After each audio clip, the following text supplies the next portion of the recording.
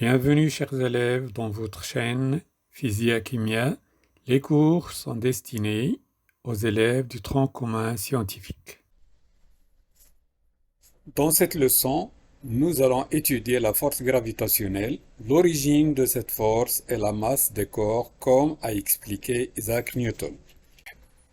Dans ses lois, Newton confirme que tous les corps de l'univers, qu'ils soient petits ou grands, sur Terre ou à l'extérieur de la Terre, dans tout l'univers, ils exercent les uns sur les autres des forces d'interaction attractives appelées interactions gravitationnelles. Exemple, la Terre attire la Lune et en même temps, la Lune attire la Terre.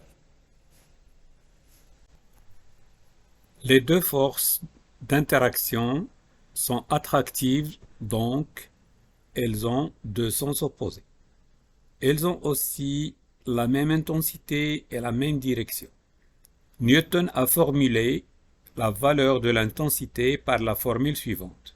FAB égale à FBA égale à G fois MA fois MB sur D au carré.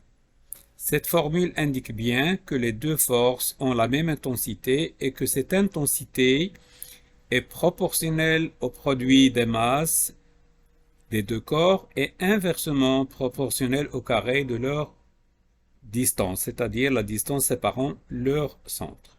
G est la constante gravitationnelle universelle de valeur 6,67 fois 10-11 newton fois mètre au carré divisé par kilogramme au carré.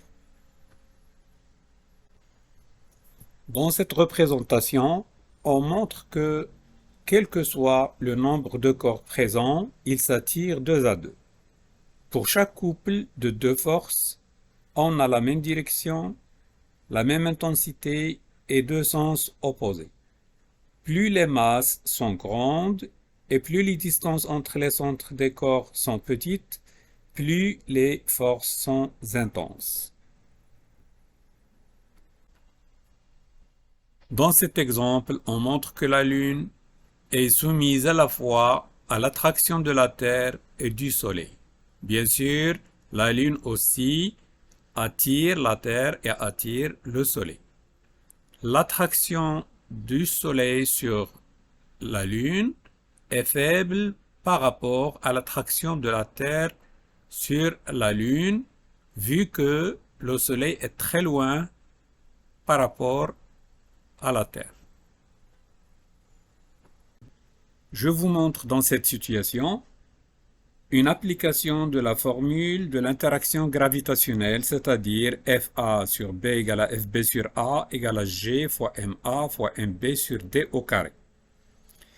Je vous montre que c'est le côté maths qui pose un peu problème et non le côté de la physique. Je vous expose doucement la situation. Nous avons un corps B qui subit à la fois l'attraction du corps A et du corps C. On cherche à trouver à quelle distance D1 de A doit se trouver B et à quelle distance D2 doit-il se trouver du corps C pour que les attractions de ces deux corps sur B doivent avoir la même intensité. Alors, les données de la situation sont la distance entre les centres du corps A et du corps C est donnée D égale à 100 mètres. La masse du corps A est égale à 4 fois celle du corps C. L'intensité de la force A exercée sur B et celle exercée sur B par C sont égales. On nous demande de trouver les distances D1 et D2. Du côté de la physique, aucun problème. Il suffit d'exprimer chaque force exercée sur le corps B. Par le corps A, FA exercé sur B est égal à G fois la masse du corps A fois la masse du corps B sur la distance D1 au carré. Par le corps C, F exercé par C sur B est égal à G fois MC fois MB sur D2 au carré. Alors, du côté maths, il faut faire un effort. On a écrit FA sur B égale à FC sur B. On simplifie alors des deux côtés par G, la constante gravitationnelle, et par la masse du corps B. Il nous reste alors MA sur D1 au carré est égal à MC sur D2 au carré. Or, on a, d'après les données, la masse du corps A est égale à 4 fois la masse du corps C. On remplace alors MA par 4 MC. Puis, on simplifie par MC. Il nous reste alors 4 sur D1 au carré est égal à 1 sur D2 au carré, ce qui est équivalent à écrire 4D2 au carré est égal à D1 au carré. On applique la racine carrée de chaque côté. On obtient alors 2D, 2D2 est égal à D1. Jusqu'alors, on a deux inconnus, D2 et D1. D'après les données, on a D1 plus D2 est égal à 150 mètres. Et on vient de trouver que 2D2 est égal à D1. D'où le système à deux inconnus. D1 plus D2 est égal à 150 mètres. Première équation. Deuxième équation, 2D2 est égal à D1. Si on fait équation 1 moins équation 2, on obtient, bien sûr pour éliminer D1, on obtient D moins 2D2 est égal à D2. C'est-à-dire, si on fait passer de l'autre côté, 3D2 est égal à D.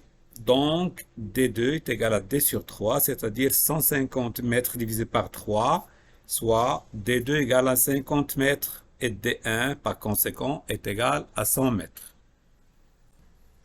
En conclusion, vous devez avoir une culture scientifique qui montre que c'est la force gravitationnelle qui régit l'univers, c'est-à-dire tous les astres de l'univers sont en mouvement grâce à la force gravitationnelle et s'attirent tous deux à deux.